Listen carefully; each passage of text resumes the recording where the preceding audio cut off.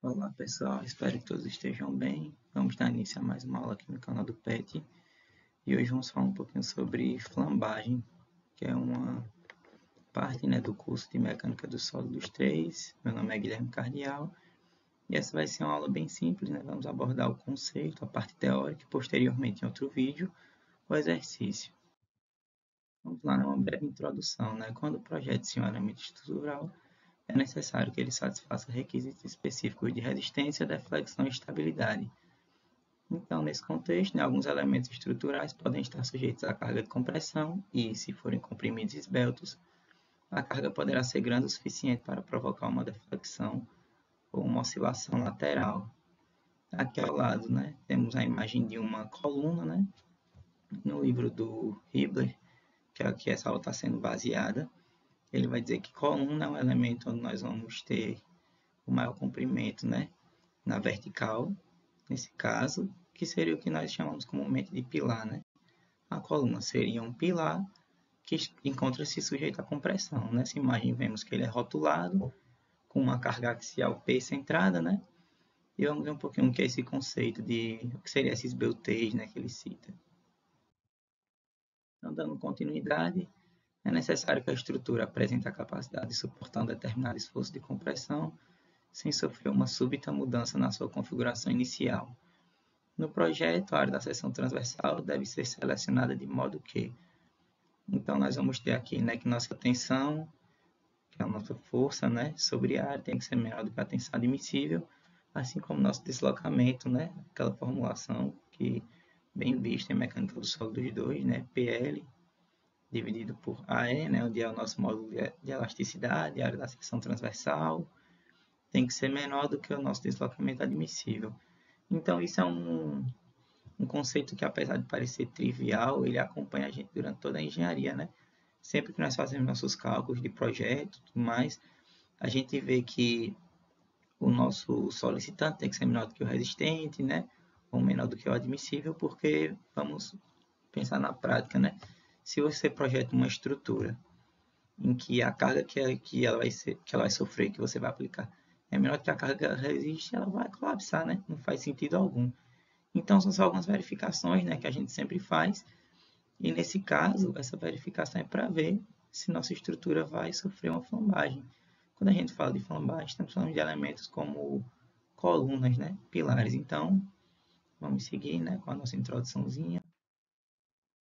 Quando se tem uma barra articulada nas extremidades, ou seja, quando ele fala articulada, estamos falando de rótulas, Podemos ver pela imagem, que é um apoio de segundo gênero, encontra-se ali submetida a uma força axial P, como demonstra a figura. Se essa força aumentar continuamente, verifica-se que existe uma carga P, acima da qual a barra perde sua estabilidade lateral e assume a configuração abaixo, nesse caso aqui ao lado.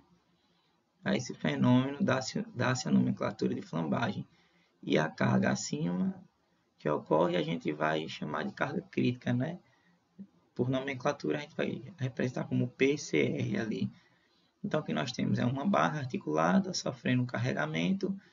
Na medida que a gente carrega, ocorre esse carregamento, aumenta essa carga P, essa barra vai sofrer uma oscilação lateral. Essa oscilação lateral vai ser o que a gente chama de flambagem, mas a gente não pode confundir flambagem com, por exemplo, esmagamento. Esmagamento ele pode ser ocasionado por uma força longitudinal, por exemplo, Nesse caso, não. Estamos falando de uma força de compressão, Uma força axial P concentrada ali em cima. Por exemplo, se a gente imaginar uma régua, seria o caso de uma régua, A gente coloca a régua em pezinha, a gente aplica uma força, ali em cima e vê que ela vai fazer esse mesmo movimento, essa mesma oscilação lateral. Esse fenômeno é o que nós vamos chamar de flambagem. Então, tem que ter cuidado para não confundir a flambagem com o esmagamento. Então, vamos imaginar a seguinte situação, A flambagem foi estudada principalmente por Euler. Euler propôs a teoria em cima dessa imagenzinha que estamos vendo aqui, A gente tem duas barras, No caso aqui ele representa por duas barras, poderia ser representado por uma. É a formulação matemática que vai alterar um pouco quando for fazer a dedução. Eu vou falar um pouquinho mais para frente.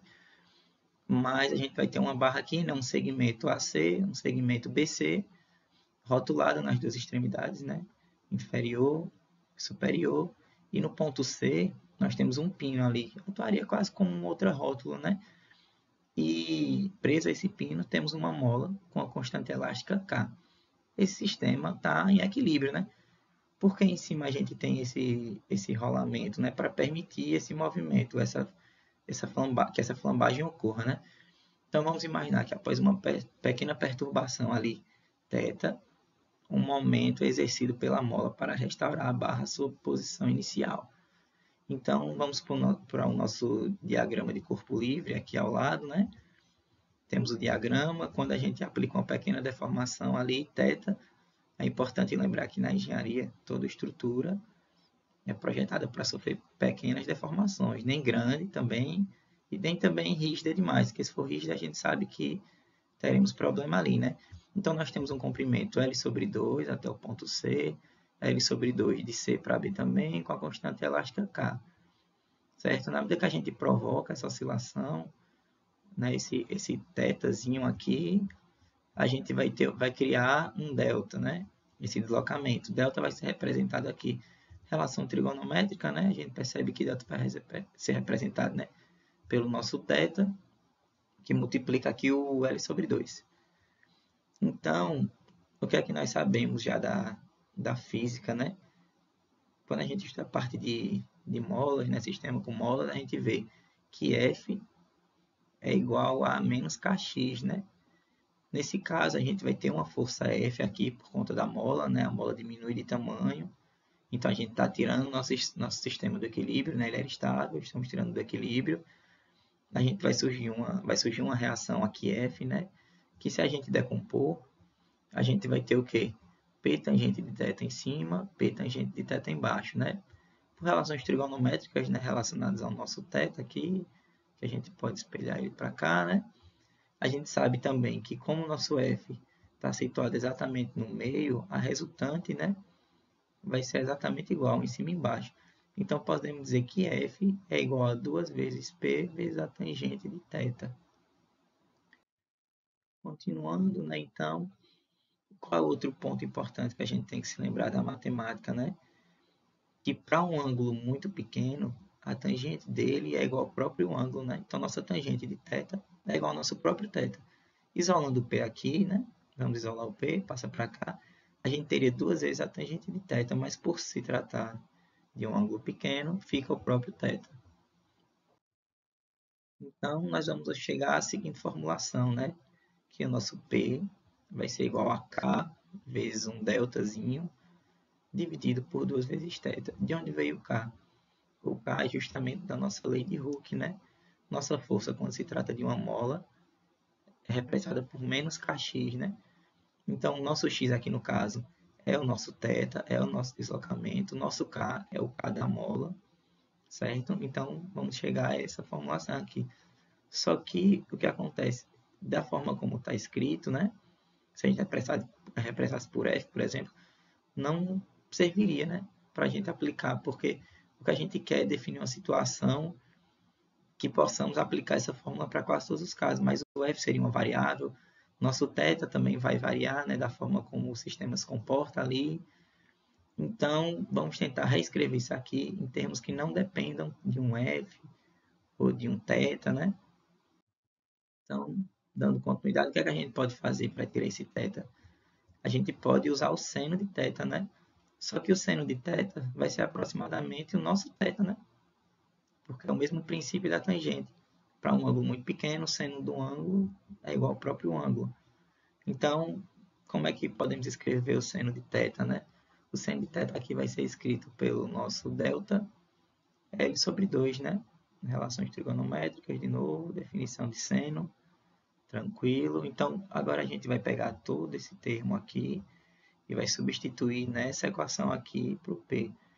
Então, vamos ter, né, que o K vezes o delta vai ficar igual a 2, que multiplica, né, o nosso delta dividido por L sobre 2. Agora a gente pode rearranjar, né, temos vários termos repetidos, a fração está muito grande, né, a expressão, então Escrevendo, né, vamos chegar à expressão K vezes L sobre 4, certo? E aqui nós temos só aquela mesma definição, né? O nosso P, nossa carga, tem que ser menor do que o nosso PCR, porque o PCR é a nossa carga crítica. É a carga onde a estrutura, a partir daquele ponto, a estrutura vai colapsar. Entendeu? Então a gente sempre quer que ela seja, que o nosso P, né? Aquela força que a gente está aplicando ali, seja menor do que a carga crítica que a estrutura suporta, né? Então, vamos dar continuidade aqui, né? A carga de flambagem, a partir daí, vai ser dada pela seguinte expressão, que nós vamos denominar de fórmula de Euler, né? Então, vamos ter aqui, né, que nosso PCR vai ser igual a π ao quadrado vezes o E vezes o I mínimo dividido por L quadrado. Tá, mas de onde veio esse termo aqui? A gente reescreve aquela equação assim, porque aquela primeira que nós tínhamos era para uma situação experimental desenvolvida por Euler para representar o fenômeno físico da flambagem. Na realidade, a gente não tem nenhuma mola puxando, né? Então, qual seria o sentido daquele K? Com essa formulação aqui, a gente percebe que a gente já está trazendo elementos, propriedades do nosso material, da nossa estrutura, né? Então, nós vamos ter aqui o módulo de elasticidade aparecendo, o momento de inércia mínimo. Por que o momento de inércia mínimo? Porque o nosso momento de inércia nada mais é do que a resistência a gente pode dizer ao giro, né? Que a peça poderia fazer. Então, a gente sempre projeta para a pior situação, né? Então, nesse caso, nosso momento de inércia mínimo é justamente a resistência a esse movimento. Para pior caso, a gente vai pegar o mínimo, né? Lembrando que temos uma estrutura biarticulada, né? Rotulada, com articulação em cima, articulação embaixo. Então, a gente vai analisar onde é que meu I é menor, né? Onde é que meu momento de inércia é menor, e vamos projetar para essa situação. Essa formulação aqui, ela já está bem direta. A dedução dela no Hibbeler, né? Ele vai fazer passo a passo, vai mostrar de onde veio, ele vai pegar aquela primeira situação que nós vimos das duas barras com a vinculação ali, né, no ponto C, com vinculação em cima, vinculação embaixo, um pino no ponto C com uma mola. Ele vai refazer ela também, utilizando somente uma barra só que flambou. Ele vai colocar um pontinho Q ali, né? Vai realizar um corte na seção transversal e vai analisar, vai fazer uma análise parecida com aquela, só que utilizando o conceito de momento, e aí vai entrar uma parte de cálculo, né, que a gente tem que ter um pouquinho mais de atenção, para no final das contas ele chegar nessa expressão aqui. Então eu aconselho que seja lido essa parte, né, o capítulo 13 do Hibbeler sobre flambagem. Ele vai bem detalhado, passo a passo, sabe? São várias páginas, ele vai explicando de onde ele tira, por que ele coloca, algumas considerações que você tem que fazer. Eu coloquei aqui mais direto, porque o objetivo é a gente entender o fenômeno e como ele ocorre, né? Então, essa parte de formulação matemática poderia tornar a aula muito extensa, poderia desviar um pouquinho do nosso foco também. Então, nós temos aqui o nosso módulo de elasticidade, nosso momento de inércia, π e o comprimento da barra, né? Então, retomando, né, a fórmula de Euler foi deduzida a partir de uma barra articulada nas extremidades. Dessa forma, para outras condições de extremidade, aplica-se o conceito de comprimento de flambagem, ou comprimento equivalente. Eu acostumei a chamar de equivalente, né, mas vai de cada um. Então, esse tipo de situação que a gente está querendo dizer que nem sempre a gente vai ter uma coluna, né, ou um pilar biarticulado, né, com articulação em cima, articulação embaixo, nem sempre a gente tem a mesma condição.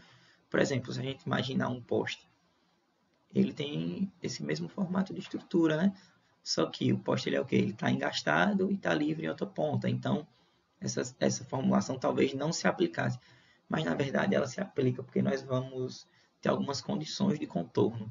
Essas condições de contorno vão depender de um coeficiente K. Esse K não é o mesmo K que a gente viu para a primeira formulação. Aquele K ele era para uma situação experimental e fazia referência a uma constante elástica, né? Uma propriedade da mola. Esse K que nós estamos vendo agora, a partir de agora para frente, ele trata-se de um coeficiente, né? Para ter condições para que possamos ter condições de contorno de aplicar essa formulação para outras situações. Então, ele vai depender da extremidade, da vinculação da barra. E onde é que eu aplico esse K? Justamente no nosso comprimento equivalente, ou comprimento de flambagem, que é o nosso LF. Então, nós vamos ter que nosso comprimento de flambagem vai ser igual a K vezes o L. Substituindo, né, na nossa equação principal, a gente vai ter que a nossa carga crítica ali, também chamada às vezes de carga de Euler, né, bem comum, que é o PCR, vai ser igual a π ao quadrado, vezes o nosso modo de elasticidade, vezes nosso momento de inércia mínimo, dividido por L quadrado, onde esse L agora a gente vai substituir pelo nosso LF. Então, onde está L é o nosso LF. Essa é a formulação que vamos usar a partir de agora para a carga crítica. Então, falando um pouquinho sobre esse K, né? Quais são as situações que nós temos? Uma situação de extremidades presas por pinos, que é justamente o caso onde nós vimos aquela situação experimental, é o caso dela biarticulada, né? Presa em cima e embaixo, rotulação. Então, nesse caso, nós vamos ter que o K é igual a 1, porque se olharmos aqui para o desenho, o nosso L é exatamente igual ao nosso L equivalente, né? O nosso comprimento de flambagem. Já para o caso onde uma extremidade é engastada e a outra é livre, como eu falei, por exemplo, no caso do poste, a gente vai ter K como sendo 2. Para uma extremidade engastada em cima e embaixo, o K é igual a 0,5. Para uma que é engastada, né, em uma extremidade presa por pino na outra, o K é igual a 0,7. Por que disso, né? Se a gente pensar em um poste e em vamos pensar uma coluna engastada em cima e embaixo, a força que eu aplico para os dois para ocorrer a flambagem vai ser muito menor para a nossa situação do poste, né? É como pensar na régua. Se eu pegar uma régua, deixo ela apontada para cima, aplico uma força P em cima, né? O que é que aconteceria?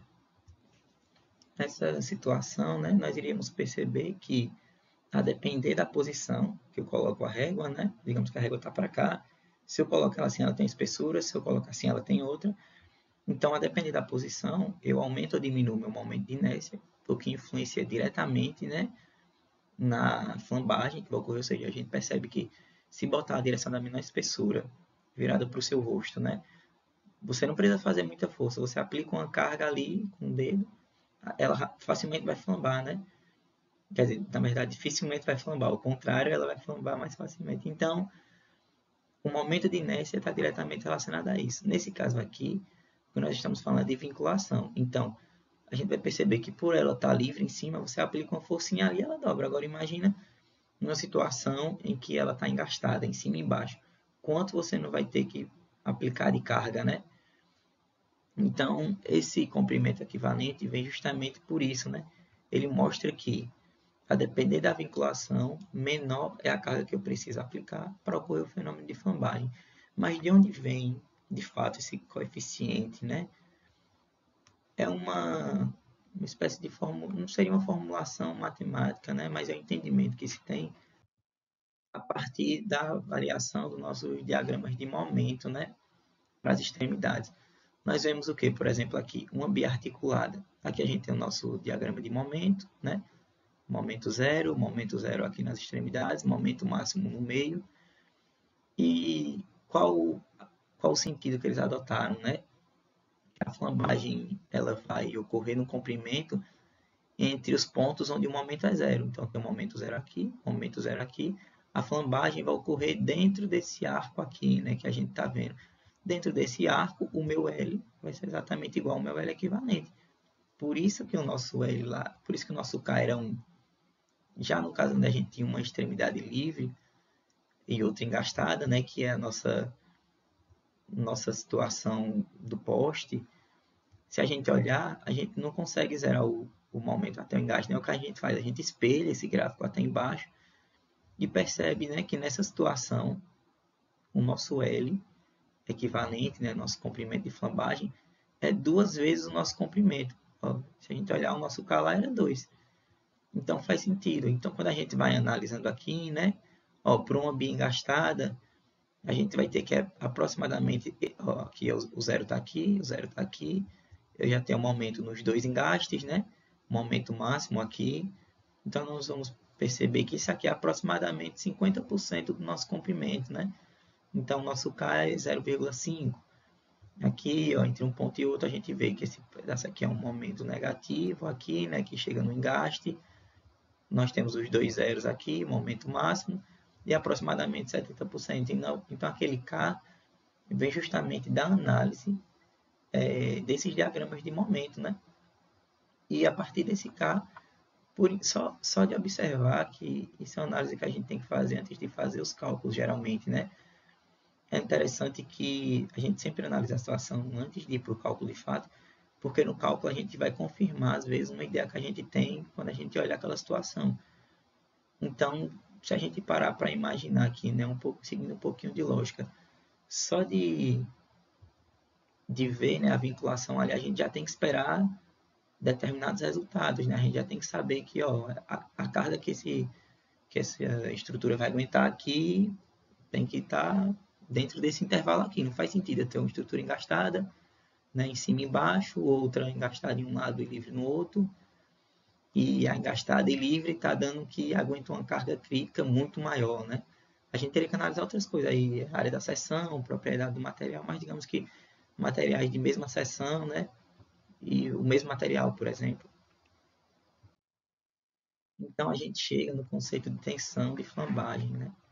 A tensão de flambagem vai ser calculada dividindo a carga crítica de flambagem pela área da seção transversal. É aquela nossa formulação comum, né, para tensão, força por área, né, carga. Nesse caso aqui, o que eu estou fazendo é só uma substituição, né? Nossa carga crítica de flambagem é dada por π ao quadrado, módulo de elasticidade e momento de inércia mínimo, dividido pelo nosso comprimento de flambagem, né? Nesse caso, a gente lembra que ele estava ao quadrado, né? Ele está ao quadrado ali, dividido pela área da seção transversal, né? Não confundir a área da seção transversal. Então, só um reajuste aqui na fórmula, né? Vamos reajustar aqui, não tem nada diferente para o que estava em cima. A gente vai chegar na seguinte expressão, né? Que nossa tensão de flambagem vai ser o nosso π ao quadrado, o módulo da elasticidade, dividido pelo nosso comprimento de flambagem ao quadrado, dividido pelo nosso momento de inércia pela área. Esse termo aqui embaixo é muito importante. A gente vai dar o nome desse termo de índice de esbeltez. Esse índice de esbeltez ele vai aparecer em diversas outras disciplinas, né, relacionadas a estruturas.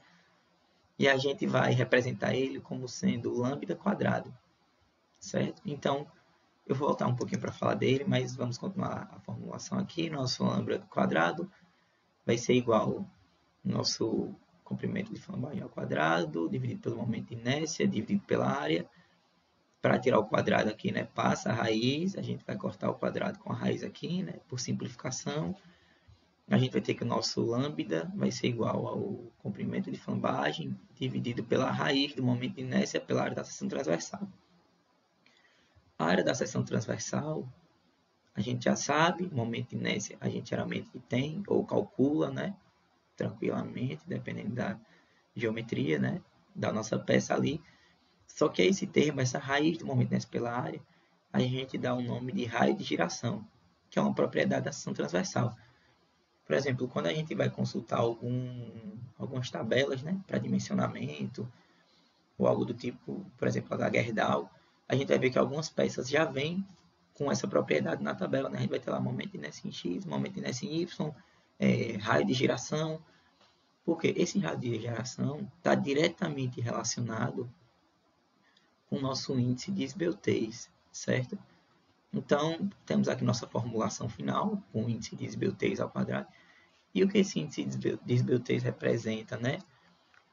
Ele faz uma relação entre o tamanho da peça, né? Como a gente vê aqui, o nosso L, o nosso comprimento, pela área, pelo momento de inércia. E, por exemplo, de posse desse índice de esbeltez, a gente pode calcular nossa tensão, mas o contrário também é válido. A gente poderia pegar essa tensão crítica aqui, por exemplo, podemos pegar uma peça de aço. Eu sei o módulo de elasticidade, é uma propriedade definida. Eu pego essa tensão crítica, substituo pela tensão de escoamento, isolo o nosso lambda, né? Tiro a raiz tranquilamente da expressão, né? Isolo, passo ele para cá, tiro a raiz de tudo. e a gente vai obter um índice de desbiotez. O que isso vai indicar para a gente? Vai indicar, a gente já vai ter uma noção de como vai ficar aquela nossa estrutura no dimensionamento. Ou seja, para um determinado limite de escoamento do meu aço, como eu falei, a gente vai ter esse índice de desbiotez. Ou seja, quando eu for dimensionar minha peça, eu já sei como ela tem que ser, né? Eu já tenho uma noção. Porque acima daquilo ali, eu saldo meu limite de escoamento. Então, seu dimensionamento já está errado. Um índice de desbiotez é comum a gente ver muito em quando vai fazer dimensionamento em estruturas de aço. A gente vai ver em estruturas de madeira, estruturas de concreto, porque, por exemplo, a partir do índice de desbiotez, a gente vai dimensionar diversas coisas, né? A área da seção, a gente vai definir se precisa de travamentos ali numa estrutura de aço, por exemplo. Então, dando continuidade aqui, né? Euler desenvolveu a hipérbole de Euler, né? É um comportamento que, pelo gráfico, ele fica um pouquinho simples de entender, né? O que nós temos nessa curva aqui seria justamente aquela nossa tensão crítica, né? E aqui o que ele está fazendo? Ele está mostrando que aqui ó, o nosso índice de Beltrame, onde está representando L sobre Rzinho. O que é esse Rzinho? A nossa raiz do momento de inércia pela área da seção transversal. Ele está representando aqui como um raio de giração. E aqui nós estamos aplicando uma tensão crítica, né? Subindo, né, para cá, na medida que a gente vai de baixo para cima, o gráfico sobe, para cá aumenta também. Então, o que ele está nos mostrando, né? Que quanto mais esbelta é minha peça, né, na medida que eu vou caminhando aqui da esquerda para a direita, né, no sentido, vamos adotar aqui como X, né, para cima como Y, na medida que eu caminho, né, para a minha direita aqui no gráfico, eu vou tornando a peça mais esbelta. Quanto mais esbelta a minha peça, menor a minha tensão crítica, né? O que isso quer dizer? Que menos tensão ela aguenta. Na medida que eu subo no meu gráfico, eu vou vendo que minhas peças vão ficando cada vez menos esbeltas, né? Aqui a peça está cada vez menos esbelta, mas maior é a minha tensão crítica, a maior tensão crítica que eu posso estar aplicando a ela ali. Então, o que isso quer dizer? Por que esse comportamento reto aqui no final, né? É justamente seria ali a nossa tensão de nosso limite de escoamento, né, do material. Tensão não, perdão, limite de escoamento. Quando chega em um determinado limite de escoamento, você está aplicando a tensão, ela vai colapsar, né? E aí, nesse caso aqui, a gente teria, por exemplo, um esmagamento, né? Então, é simples perceber isso. A gente vai ver uma imagenzinha aqui agora ao lado. Aqui está aqui o nosso gráfico, né, para ilustrar. E está aqui, por exemplo, peças com mesma seção transversal, né? Mas eu altero aqui o comprimento delas, então eu altero o seu índice de esbeltez, e na medida que eu aplico o carregamento, ó, elas vão flambando de forma diferente, tá vendo? Até o momento aqui onde ela é curtinha, essa peça curtinha aqui, ela seria já como se ela estivesse no limite de escoamento dela aqui, ó, entendeu? Então o que eu vou ter, na verdade, não é nenhuma, é quase como se não tivesse flambagem, né? A gente não vai perceber aquela deformação lateral aqui, ó, por exemplo, nessas colunas, né? Se eu aplico, eu vejo facilmente uma deformação lateral aqui. Agora, se eu aplicar nessa aqui, aqui com certeza, isso aqui com certeza vai acontecer, a gente pode falar, né? Se eu aplico uma carga aqui, uma carga crítica, a carga crítica de Euler aqui, né? A tensão que essa peça aguenta é muito menor do que essa. Essa peça aqui para flambar, pouquinha coisa aqui, ela já vai começar a exibir uma barriguinha, esse formato, essa curva. Já essa aqui, com certeza, ela sofreria um esmagamento, né? A gente ia aplicar tensão até ela chegar ao limite do escoamento, né? E aí sim ela ia colapsar, né? Então, assim, essa aula foi mais para a gente abordar esses conceitos, né? Do que é flambagem, de fato, como é que ela ocorre. A gente viu que as formulações não são muito complicadas, o importante é a gente fazer sempre análise, por exemplo, das vinculações, porque podemos ter situação em que a vinculação em um sentido, a gente pode botar duas rótulas, né, biarticuladas em cima e embaixo. Em um sentido você consegue restringir o movimento, no outro não, né? No outro ela se comportaria como engastado, por exemplo. Então a gente tem que ter essa análise, né? Em qual sentido a gente está olhando a peça, qual a vinculação, analisar o índice de esbeltez, né? Cuidar ali com o aumento de inércia, a gente sempre trabalha com a pior situação possível, né? Como referência foi utilizado o livro do Hibler, Resistências Materiais à Sétima Edição. Então, obrigado pela atenção de todos, né? Até a próxima aula. Na próxima aula, vou resolver um exercício aí de flambagem, né? Os exercícios são bem simples, alguns outros mais complicados, obviamente, mas só ter um pouquinho de atenção, de cuidado. Se inscrevam no canal, deixem o like e até a próxima.